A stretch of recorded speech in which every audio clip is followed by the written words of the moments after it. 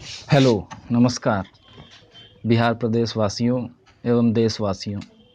आप सबका स्वागत है इस नई मुहिम बेहतर बिहार में, जिसका सिर्फ़ और सिर्फ़ एक ही मकसद है, बिहार को बेहतर बनाना। उसी कड़ी में आज हम पहली चर्चा करेंगे बिहार में काफ़ी चर्चित विषय अभी जो चल रहा है, विशेष राज्य दर्जे को लेकर। जैसा कि हमने देखा नीतीश कुमार जी कुछ दिन पहले इस चीज़ को लेकर के काफ़ी केंद्र सरकार से मांग को जोर कर दिया है। जब से नीति आयोग की रिपोर्ट आई है, आप सबने देखा होगा कुछ दिन पहले नीति आयोग की एक रिपोर्ट आई थी, जिसमें ये चीज़ साफ दर्शाया गया है कि बिहार सबसे पिछड़ा राज्य है बाकी राज्यों के मुकाबले। चाहे वो कई पैमानों पे देख ले तब भी वो हमको देखने को मिलेगा। लेकिन असल बात ये है कि क्या यह मुद्दा केवल किसी रिपोर्ट के मोहताज रह जाएगा, या फिर ये हमेशा मुहिम चलनी चाहिए और जब केंद्र में और राज्य में सामान्य विचार, सामान्य सोच की सरकारें हैं, तब अगर नहीं ऐसा कुछ मिल पाए बिहार प्रदेश को, तो शायद तब और मुश्किल होगा जब केंद्र और राज्य दोनों जगह अलग अलग विचार की, अलग अलग पार्टी की सरकार हो। उसी कड़ी में हम देख लें बिहार की उप मुख्यमंत्री श्रीमती रेणु देवी जी, उनका इस चीज़ से जब मुद्दा उठाया नीतीश कुमार जी, तो वो अपनी असहमति जताई थी। हालांकि ये ऐसा मुद्दा है जिस पे मैं समझता हूँ कि बिहार की सारी विपक्षी दल हो या फिर पक्ष की पार्टी हो जो पावर में है, सब लोगों को एक पेज पे आना होगा, एक पन्ने पे आना होगा।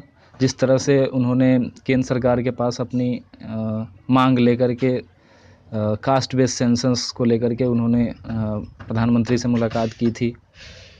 तो जब जैसे भाजपा के ही कई नेता हैं जिनके अलग अलग इस पे विचार हैं, कोई सहमत है, कोई सहमत नहीं है। जैसे कुछ दिन पहले आपने इसी चर्चा के दौरान ही राजीव प्रताप रूडी, माननीय सांसद सारण से, उन्होंने कहा था कि अगर बिल्कुल बिहार पिछड़ा राज्य है तो उसके लिए योजनाएं होनी चाहिए, इन्वेस्टमेंट लाने के लिए, युवाओं के लिए, महिलाओं के लिए, रोज़गार देने के लिए, ऐसे तमाम मुद्दों को उन्होंने कहा था कि वो पेपर पर बिहार सरकार केंद्र के पास लेकर आएँ और इस पे प्रॉपर डिमांड होनी चाहिए।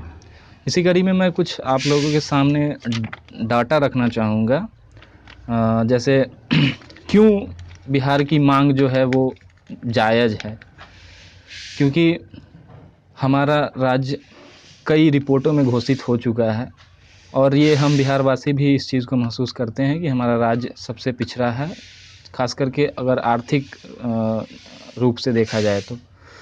हम ये भी देखते हैं कि हमारे काफ़ी ज़िले ऐसे हैं, 15 से 16 ज़िले ऐसे हैं जो बाढ़ से काफ़ी प्रभावित होते हैं, और इवन बाढ़ से सबसे ज़्यादा प्रभावित राज्यों में बिहार सबसे आगे है। उसमें 32% ऐसी फैमिली हैं जो लैंडलेस, उनके पास कोई अपनी खुद की ज़मीन नहीं। सबसे ज़्यादा जनसंख्या घनत्व है, ठीक है। और ये कई बार की प्रॉमिस भी रही हैं कई सारी सरकारों की, अभी जो सरकार है उसकी भी, जो केंद्र में सरकार हैं माननीय मोदी जी की, उनकी भी, ठीक है। और जिस तरह से नीतीश कुमार जी का एक नारा भी था आज से कुछ टाइम पहले का कि दिल्ली में वही राज करेगा जो बिहारियों की बात करेगा, और अभी उनका नारा जो एक चर्चित चल रहा है, देश के प्रधान दे विशेष ध्यान बिहार पे, ठीक है। और उनके ही नारे में ये कुछ चीज़ें उन्होंने बार बार सोशल मीडिया पोस्ट से लोगों के सामने रखने की कोशिश की है, खास करके केंद्र सरकार के। जैसे कि प्रति व्यक्ति आय 50,000, लगभग 50,000 रुपये है प्रति व्यक्ति आय बिहार का सालाना। झारखंड के बनने के बाद प्राकृतिक जो संसाधन थे वो ज़्यादातर झारखंड के पास चले गए। 90% लोग यहाँ के पॉपुलेशन जो है डिपेंडेंट है एग्रीकल्चर पे। लेकिन ये देखना होगा कि क्या अब तक जो डिमांड रही हैं ये पूरा हो पाया है। इवन कई लोग ये भी कहते हैं कि विशेष राज्य दर्जा की मांग ना करके विशेष पैकेज की मांग किया जाए। तो इससे मैं एक चीज़ याद कर पाता हूँ, शायद 2015 विधानसभा चुनाव के पहले माननीय मोदी जी ने अनाउंस किया था 1.25 लाख करोड़ रुपए के पैकेज का, लेकिन उसका हिसाब किताब कहीं पे भी आप खोज लें नहीं मिलेगा आपको।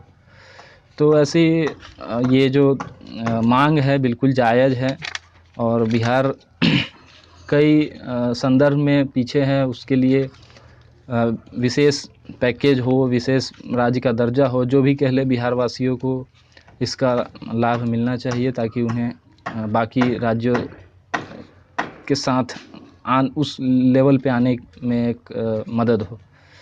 तो धन्यवाद। आपको यह वीडियो अगर लगता है दूसरे बिहारियों तक भी पहुँचे, प्रदेशवासियों तक पहुँचे, तो ज़रूर इसे शेयर करें। और ऐसी बहुत सारी बिहार से जुड़ी मुद्दों को हम उठाकर आपके बीच लाएंगे।